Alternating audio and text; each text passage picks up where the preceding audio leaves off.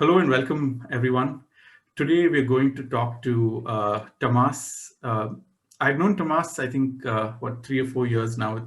It's been a while, and I think we hit it off very well when we first spoke. And Tamas is an IT professional, and you're also, I think, a photographer now, Tamas. So I think we're going to talk to you about the connection between these two fields. So. Thank you, Tomas, for taking the time and welcome. And my first question to you, Tomas, is if you can tell us a little bit about yourself, your journey, and stuff like that, please. Thank you very much. Thanks for the invitation. It's an honor to be here. The journey about myself, I'm a developer right now in a reporting tool. And I have this kind of experience. This is what I have been doing in the last at least 5 or 6 years, something like that. Before that, I was a process analyst. I was also a Scrum Master. I was also a product owner. And all of these, like having a bachelor degree in economics, specialized in logistics. So the main thing is that I have not spent, 6 months in my original profession and jumping from position to position, which is okay and which is kind of challenging in the way that I always have to learn something new, but it's great because I can learn always something new. And right now, the new thing that I'm learning is photography. I'm not yet a photographer. I'm just making a school, which is obligatory in Hungary, to get the permission to work as a photographer. I have been doing it for actually 1 month right now, and I took a course of 80 hours last year about photography as well. That was another kind of school. That was not enough to take a jump as a photographer, but now I'm not thinking about changing my career. I'm not thinking about doing photography for a living. But for a hobby, it's way too expensive. It's way too expensive, and I would like to have some kind of income from that, so that I can have it in a zero budget. So that's why I started this new kind of school, which turns out to be a very, very good decision. Interesting. So when you use terms like zero budget and stuff like that, Tomas, I think it's the economics in you that's coming out. So that's interesting. But so I want to dive in a little more into what you said, Tomas. So what were you thinking? What was your thought process getting into photography as a hobby? So as a hobby, self-expression. Typically, the top of the Maslow pyramid, nothing else. I was always attracted to visual arts, photography, paintings, movies. I know everybody is attracted to them because I think 75% of our perception is based on visuals. But I don't know, I'm not sure whether everybody wants to do that. I always wanted to do photography, but I was always told, take a job that is stable, take a job where you get paid monthly, don't take this kind of challenge. And still now, in this photography school, I heard an interesting statistic about that because last year, more than 3,000 permissions have been granted to work as photographers in a country of 10 million inhabitants. For example, as far as I remember, in München, which has, 5 million inhabitants at least, there are 25 professional photographers. So that's absolutely different market. Absolutely different market. Our market is oversupplied. There is too many of us. And therefore, I never wanted to do it for a living. I always wanted to do it for self-expression. And this kind of self-expression is mostly about connection to people. Because I think the most interesting topic in photography can be nothing else but a person, a character. I simply love different characters. And taking photos of them is one way to express them, one way to, in Hungarian, when you take a photo of someone or something, you use the word megörökíteni. It literally means make it eternal. That very moment, that very second, that very face. You make it eternal, or that feeling you just see there, or anything like that. And the joke on this is that I don't do portraits yet because I'm not good enough to do portraits. Because for me, that's the highest level of photography. And also, there's another thing that I'm not talented. Everybody thinks they are talented. Everybody wants to be talented. I accepted the fact that I'm not talented in this at all. I will not be the next Robert Capa or the next Yusuf Dash. And I don't want to be that. And it's liberating. I can do it as a hobby. I don't want to be a professional artist or anything like that. It's way enough for me to consider myself as an artist and do art to become an artist. Because photography, they think it's common. They think it's commercial. They think it's easy to do photography. No, it's not easy at all. Making artistic photography, that truly is a piece of art, that truly is a kind of art. And it's difficult as it is. Interesting.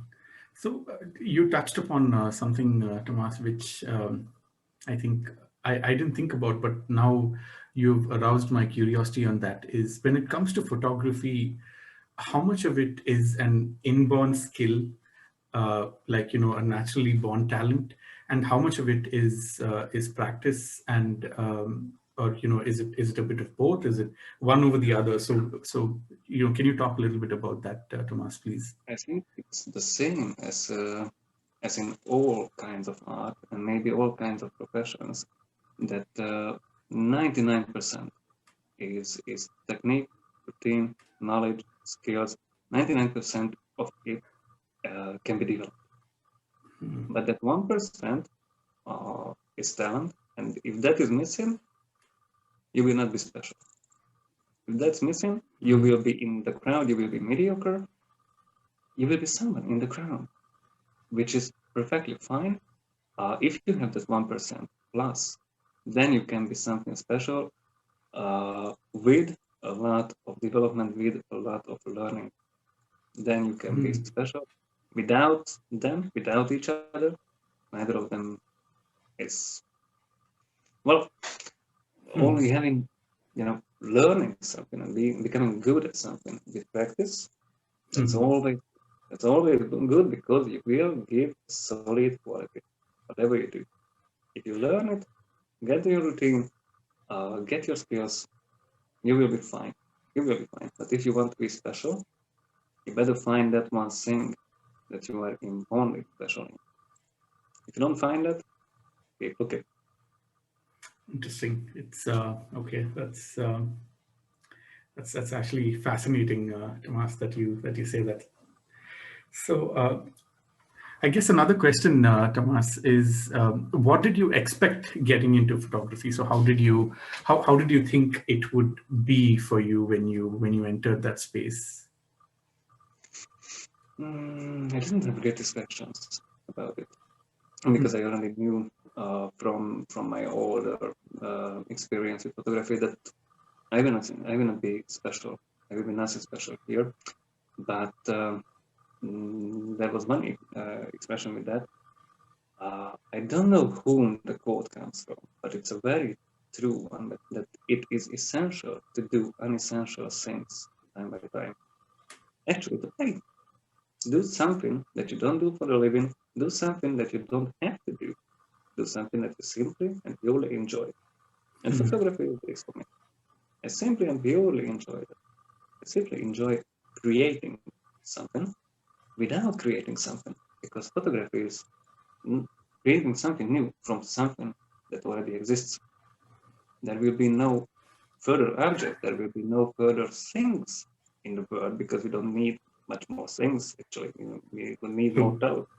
Yes. But you can create something that will not take any space, but that can make a good day for someone, or at least a good minute for someone who looks at it.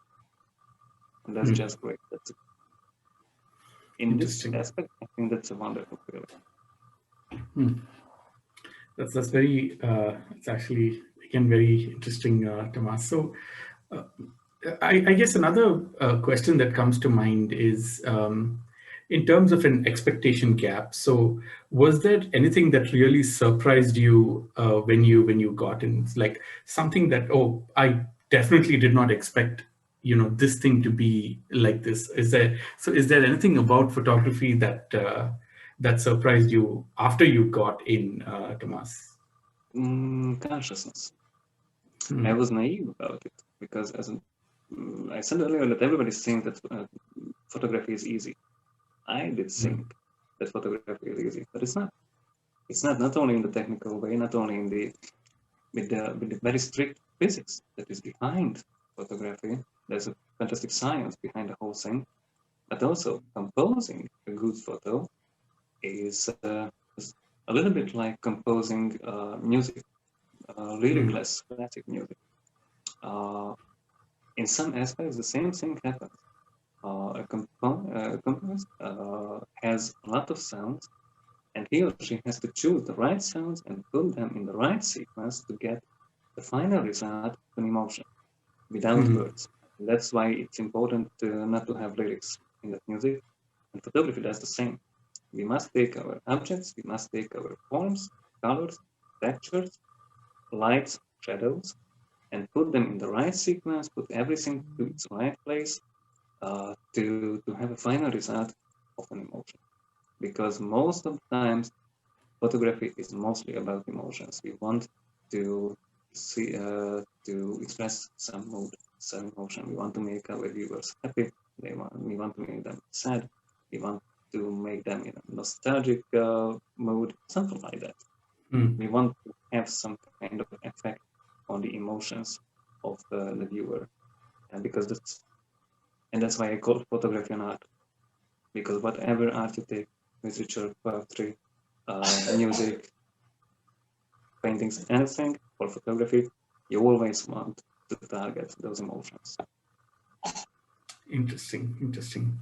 It's amazing you say that, Tomas. I think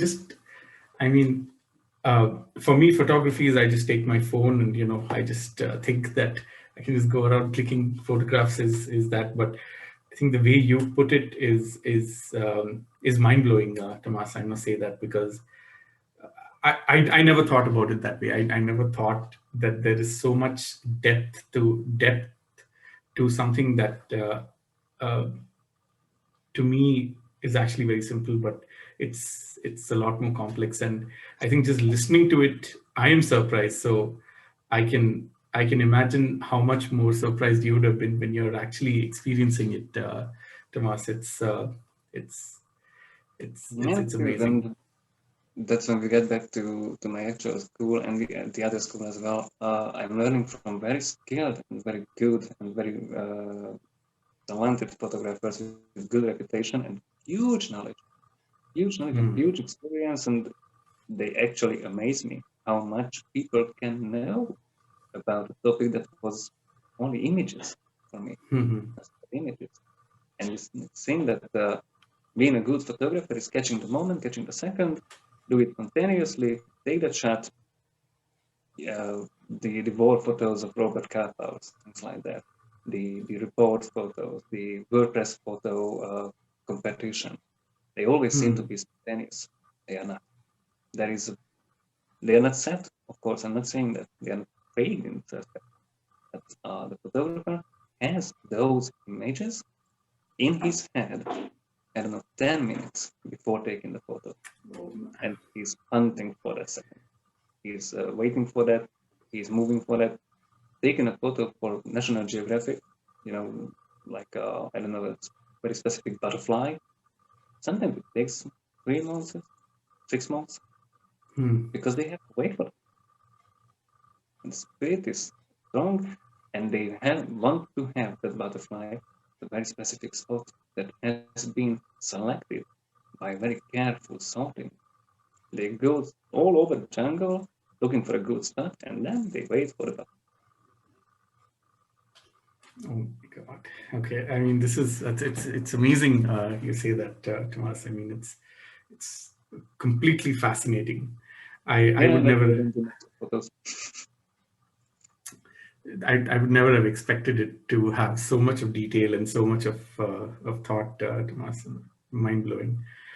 So another question, Tamas, in my mind for you is, so you have a degree in economics, and then you have a career in IT and stuff like that. And is there anything that you took from either your knowledge of economics or your knowledge of IT as a learning to photography? So is there anything that you took in that journey?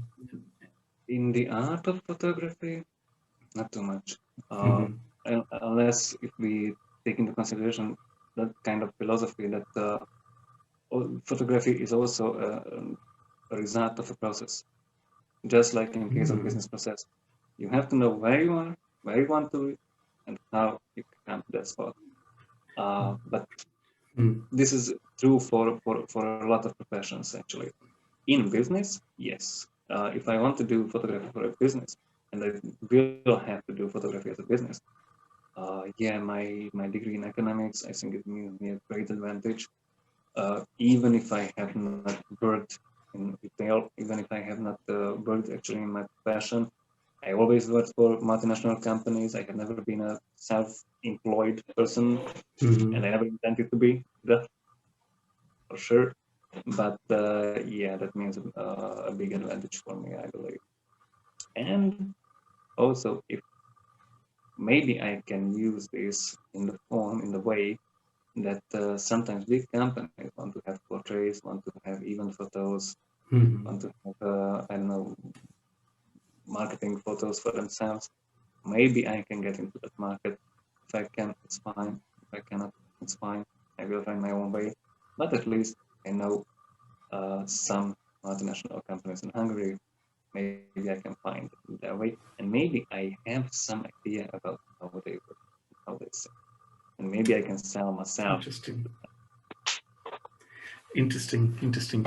And the other way around, Tomas, is there anything that opened up your mind in photography, or anything that you learned in photography that you could use in your actual career, right? As an IT professional. So, is there anything that you're like, oh my God, I mean, this is such an amazing learning that I have within photography that I could use within IT? For this, I think there are two answers. One is yes, I learned a lot about the psychological effects of form and colors. When we are doing some kind of visual reporting, graphs or anything like that, it is not by accident how we choose the colors of our graphs, of our lines, the background of a presentation, for example, or font presentation, the font of the presentation. There, we also want to sell some kind of emotion to our clients, even in business. These kind of emotions are very important because they are kind of subliminal, because they have their psychological effects, things like that. It's very interesting, but it's more about manipulation in a good sense, because manipulation is also, just a social act and not necessarily an offensive act. And we want to reach these kinds of effects, and it's interesting to see internet that's more about psychology, sociology, and things like that. In the other hand, I think it's very important not to mix these things up. Photography for me is an art and a hobby. The other thing is my profession. I like my profession. I love it. I love learning more about it. Catching articles, watching videos, trying to keep up with the new methods used there, and the new tools, actually, because in our profession, the most fashionable tool is something that most probably will meet sooner or later. We better get know. And in the other hand, in photography, I don't want this kind of tension on me. I just want to do what I want to do. If I feel like going out to the sunflower field and take 1,000 photos of the same sunflower with different settings, with different focus and things like that, then I will do that. I will ready to sell it as a stock photo. If they buy it, good. If they don't buy it, good, because I had a good time. Interesting. Okay. So my last question for you, Tamas, is what is your advice to someone who is who's looking to get into photography? And I guess a follow-up question to that is, imagine yourself, let's say 2 years, ago. So would you do anything differently when you were getting into photography? Like if you had what you know today? I would be much faster and much braver. Hmm. So the advice is do it. Do it. Okay, Don't have so to be patience. Don't think that you will be the next Cartier Bresson. No, but do it. Start it. What do you have to lose? What do you lose? Nothing. You true. are just spending some time, but time is always going. You always spend your time doing something. You can spend your time learning something new, doing something that you like doing. Do it. Hmm. That's all. That's I think very so. interesting. Hmm. Okay, so I guess what I'm hearing is just go ahead and do it. Don't think too much. Just if you want to do it, just go ahead and do it. And I think Of in your course. specific case, you're like, I wish I could have moved a little faster. Okay, that's very interesting. I wish I started earlier. I Or wish I had started started earlier. much earlier. Okay. Yeah, I should have done that. And that's something that I'm always afraid of. Looking back and Hmm. seeing my time wasted. Of course, this Hmm. do it advice is not true for everything because it's too generic. But for photography, when all you are risking is some time and some money, do it. Do Hmm. it. You will not get your time back, but you will spend your time anyhow. And maybe you never get your money back for another money. Hmm.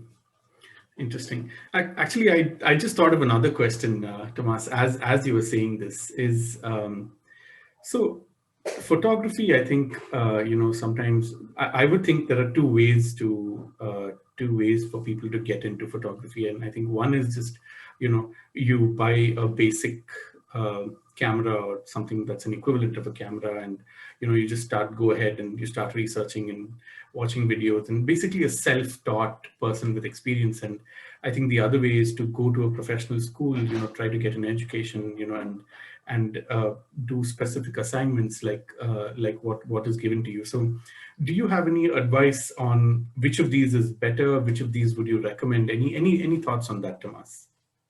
Personally, for me, hiring a professional teacher works always better. Hmm. But in some aspects, there is no difference between these two because if you want to learn, you can learn. You will have you will find a lot of courses, a lot of good videos, a lot of good Hmm. ideas. And one thing that can be very important here, don't Hmm. just try to make photos, go and look at photos. Try to check the works of the greatest photographers. Hmm. From the very beginning, we only have a history of 150 years, something like this, Hmm. from daguerreotypia to MIRC cameras today. It's a very short period of history, so you don't have too much things to see in that.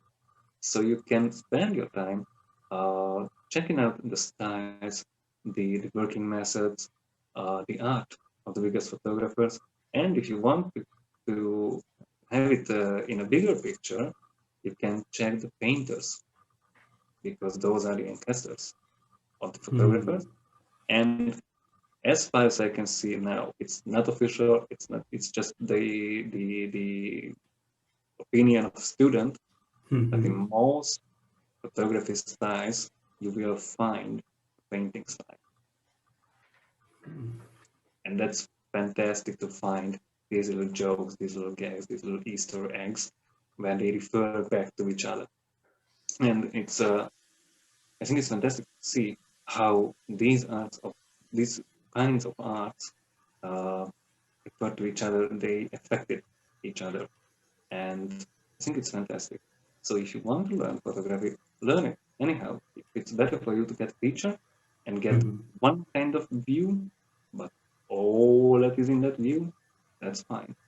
If you want to have a lot of kinds of view, but in a shallower way, do your own research, watch all those videos, try to find, go to Wikipedia, type in photography, and start scrolling. Start scrolling. Watch or look at those photos, look at those artists, read their memories or something like that. Try to find out how they work and why they work in that way. Interesting. Okay. So yeah, Tamas, I promised this would be short, so I think I will try my best to keep it as short as possible. So I just want to say thank you for your time, Tamas. It was very. I think you've opened my mind on certain things, and I think you've helped me learn something that in my mind I thought was an everyday thing. Oh, I could just take my phone out and take a picture, but when I think I'm going to develop a much deeper appreciation when I look at photographs now, especially ones that, like you say, are shot by the professionals. I think I'm definitely going to have a lot more appreciation for photography as a hobby, as an art, as a skill, whatever it is. But overall, I think for photography. So I really thank you for your time and your expertise here, Tamas. I really appreciate that. Very much as well. I'm glad if this can be helpful in any way or enjoyable. One thing, always remember this was only the opinion of a student. So maybe if a skilled photographer hears my words, he will go mad about it. I don't know. This is how I see it at my level, at my knowledge right now. But I don't know if I could act as a teaser trailer for a movie to see the bigger picture, to see all those treasures that are there in photography. Then I'm back. Then I'm happy.